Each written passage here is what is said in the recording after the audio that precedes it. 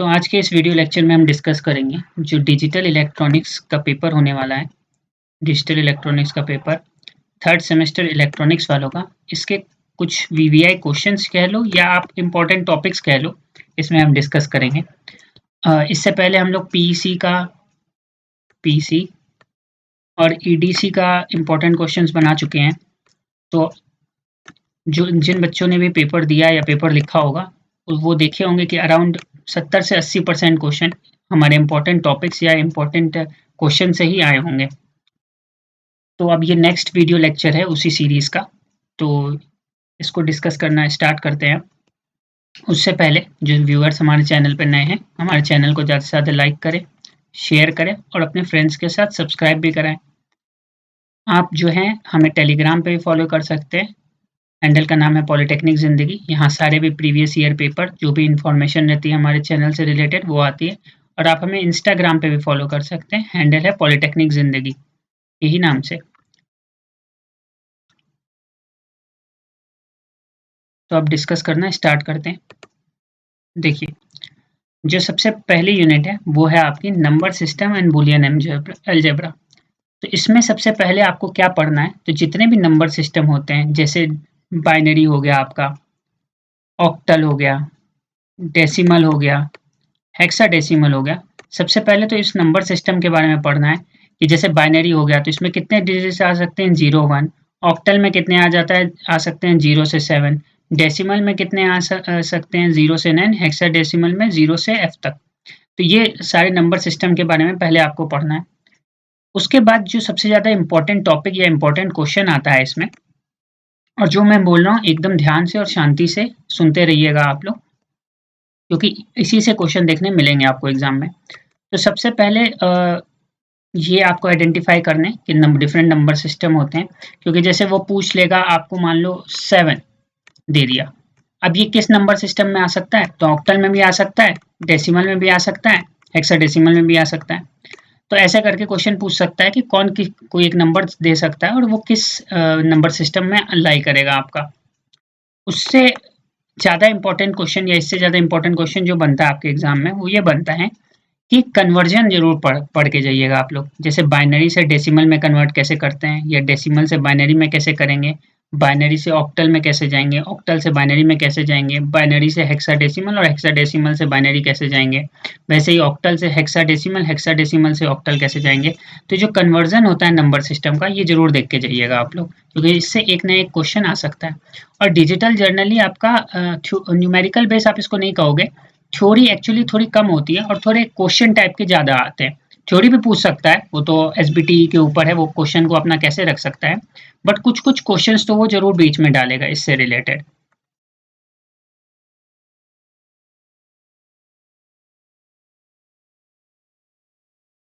तो जैसे for example, जैसे 23 टू द बेस 10 है, ये आपका डेसिमल नंबर सिस्टम में है। कैसे पता चला, क्योंकि बेस 10 लिखा हुआ है।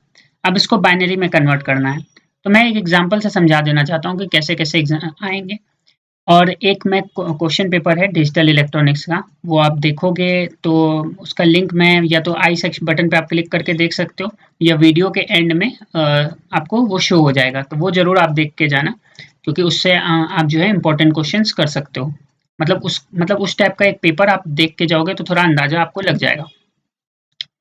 तो जैसे 23 टू द बेस 10 है, इसको आपका बाइनरी में कन्वर्ट करना था। तो सिंपल सी बात है, 2 से डिवाइड करना स्टार्ट करोगे। एक तरीका तो ये होता है।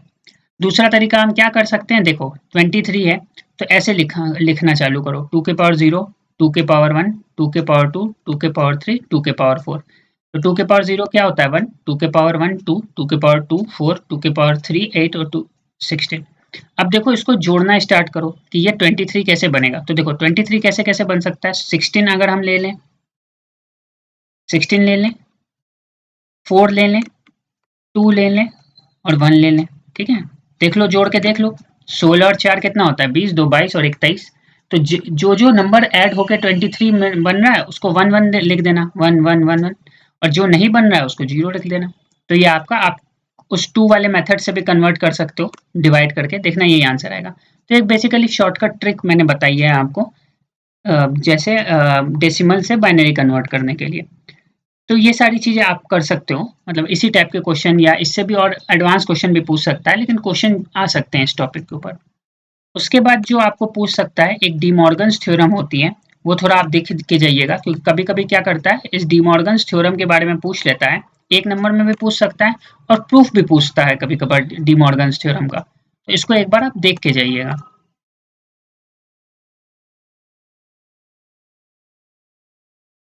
D Morgan's theorem.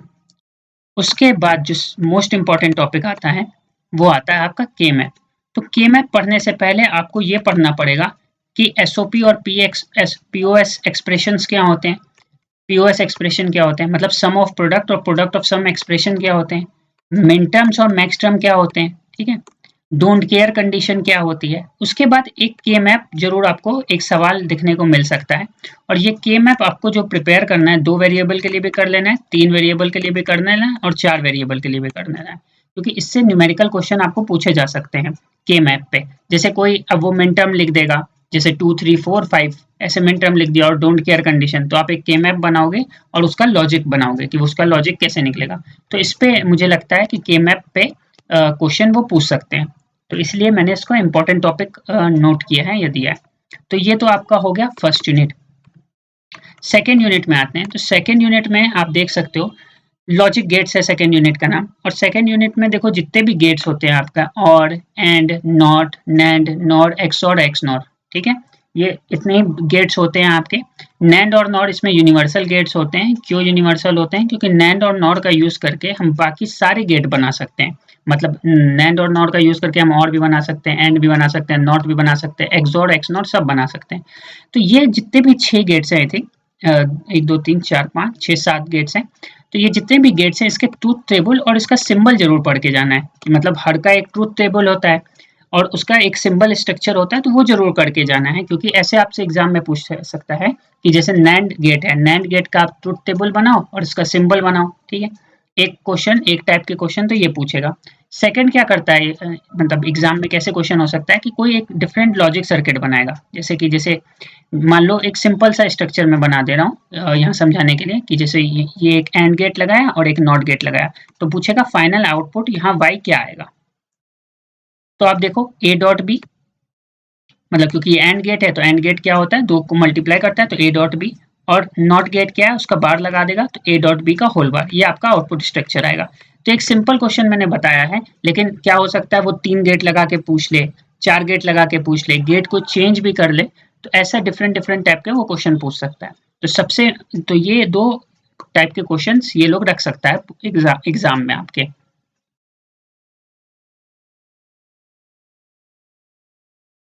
देखो ये तो हो गई आपकी सेकेंड यूनिट। तो सेकेंड यूनिट तक आपको इतना जरूर देख के जाना है, जितने भी गेट्स हो गए वो मैंने समझा दिया है, जितने भी गेट्स हो गए, और आपका गेट्स से रिलेटेड क्वेश्चन जरूर करके जाने हैं आपको।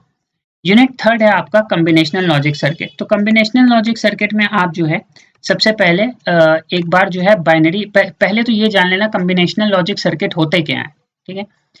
उसके बाद आप ये जरूर पढ़ना कि बाइनरी एडिशन और बाइनरी सब्ट्रैक्शन देख लेना।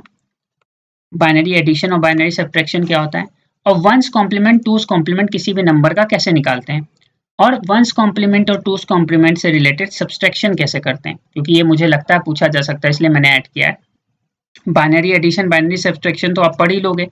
वंस कॉम्प्लीमेंट और टूस कॉम्प्लीमेंट से रिलेटेड हम सब्ट्रैक्शन कैसे करेंगे वो जरूर पढ़ लेना। जैसे आपको लिखेगा कि 5 माइनस 3 बताओ, 5 माइनस 3, ठीक है, इसका आंसर बताओ यूजिंग वंस कॉम्प्लीमेंट मेथड, या 5 माइनस 3 का आंसर बताओ यूजिंग टू कॉम्प्लीमेंट्स मेथड। तो इसको कैसे करेंगे, तो एक बार आप देख के चलिएगा, इसको इस टाइप के सवाल आ सकते हैं।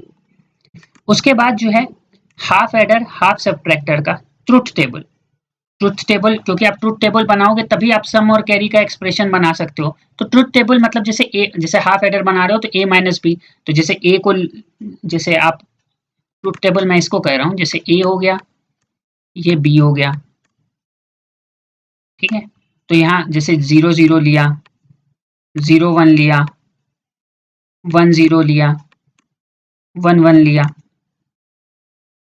ठीक है, ये ले लिया। और यहाँ पे एक a प्लस बी का आपने बना दिया कि एक सम का एक्सप्रेशन और एक यहाँ कैरी का एक्सप्रेशन, कि सम का एक्सप्रेशन क्या आएगा, और दूसरा कैरी का एक्सप्रेशन क्या आएगा, क्योंकि एडिशन में तो यही हो सकता है। वैसे ही जब सब्ट्रैक्शन का बनाओगे तो डिफरेंस आ सकता है या बोरो का एक्सप्रेशन आएगा, तो इन दोनों के एक्सप्रेशन भी ध्यान रखने हैं आपको, ये बनाना कैसे है और इसका स्ट्रक्चर भी रखिए। एक बार आपका सम का एक्सप्रेशन आ गया, कैरी का एक्सप्रेशन आ गया, डिफरेंस का एक्सप्रेशन आ गया, बोरो का एक्सप्रेशन आ गया, अब जो फाइनल स्ट्रक्चर बनेगा हाफ एडर का वो कैसे, तो जैसे सम का एक्सप्रेशन आएगा ए एक्स और बी, तो मतलब एक एक्सॉर गेट बनेगा और एक आपको एक कैरी के लिए ए डॉट बी आएगा, तो ये मतलब एक एंड गेट बनेगा। तो ये फाइनल स्ट्रक्चर कैसे बनेगा वो भी ध्यान रखना है, क्योंकि एग्जाम में पूछ सकता है। तो ये काफी इंपॉर्टेंट टॉपिक है आपका, हाफ एडर हाफ सब्ट्रैक्टर।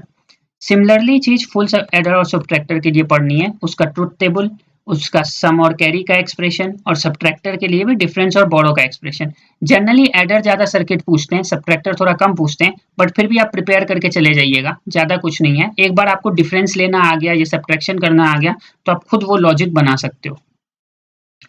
तो ये हो गया आपका। उसके बाद क्या आपको पूछ सकता है, इनकोडर। इनकोडर का लॉजिक स्ट्रक्चर क्या होता है, डिकोडर का लॉजिक स्ट्रक्चर क्या होता है, ठीक है। लॉजिक स्ट्रक्चर बेसिकली कैसे बनता है डिकोडर, या कैसे बनता है इनकोडर, इनकोडर कैसे काम करता है, तो इनकोडिंग क्या होती है, डिकोडिंग क्या होती है, इस टाइप का लॉजिक स्ट्रक्चर आपको पूछ सकता है। फिर मक्स आता है, तो मक्स क्या होता है आपका, जैसे आपका मल्टीपल इनपुट होते हैं और सिंगल आउटपुट होते हैं, तो मक्स भी 2:1 मक्स होता है, 4:1 मक्स होता है, 8:1 मक्स होता है। तो एक बार इसको देख के जाइएगा कि जैसे 2:1 मक्स हो गया तो 2 इनपुट 1 आउटपुट होगा, और उसमें एक सेलेक्ट लाइन होगी। 4:1 मक्स है तो 4 इनपुट होगा, 1 आउटपुट होगा, तो 2 सेलेक्ट लाइन होगी। तो सेलेक्ट लाइन्स में अगर आप 0 0 डालोगे तो पहला इनपुट सेलेक्ट हो जाएगा, ठीक है। तो ऐसे करके एक टेबल जरूर आप लोग बना के जाइएगा, क्योंकि डिजिटल में जनरली टेबल या उसके लॉजिक का ज्यादा महत्व होता है, तो ऐसे करके जाइएगा। और सिमिलरली ये डीमक्स के लिए भी किया जाए करके जाइएगा। डीमक्स क्या होता है आपका, मक्स का जस्ट अपोजिट काम करता है। जैसे यहाँ मल्टीपल इनपुट होते हैं और सिंगल आउटपुट होता है, यहाँ क्या होता है, सिंगल इनपुट होते हैं और मल्टीपल आउटपुट होगा, ठीक है। और इनकोडर और डिकोडर का भी लॉजिक स्ट्रक्चर एक आप देख के जाइएगा कैसे बनता है इनकोडर या डिकोडर। तो ये इतने इंपॉर्टेंट टॉपिक्स हैं आपके यूनिट 3 कॉम्बिनेशनल लॉजिक सर्किट में, ठीक है।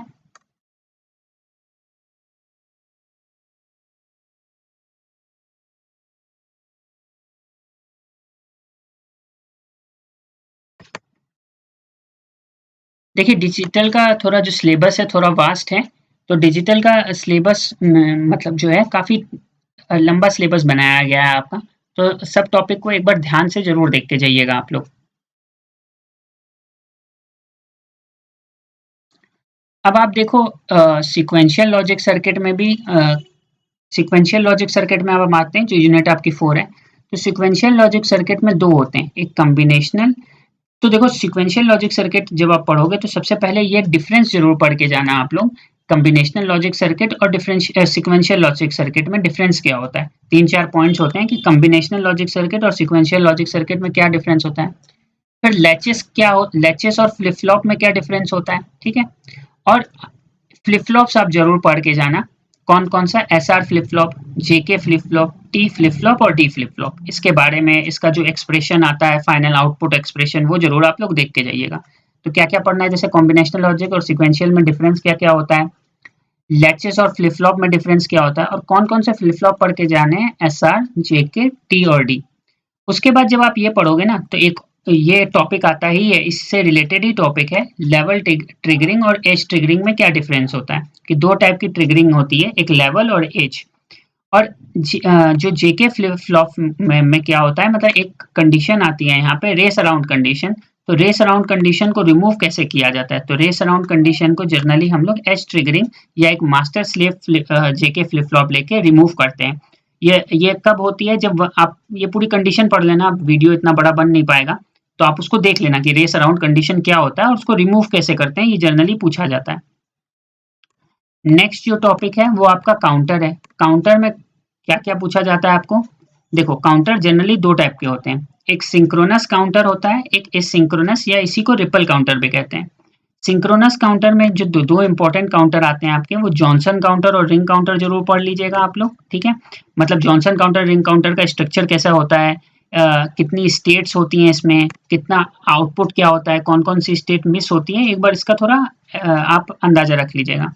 एसिंक्रोनस या रिपल काउंटर कैसे आइडेंटिफाई करते हैं? सबसे पहले तो दो टाइप के होते हैं, एक अप काउंटर और एक डाउन काउंटर। अब अप काउंटर और डाउन काउंटर हम कैसे पहचानते हैं, थोड़ा इसको देख लीजिएगा।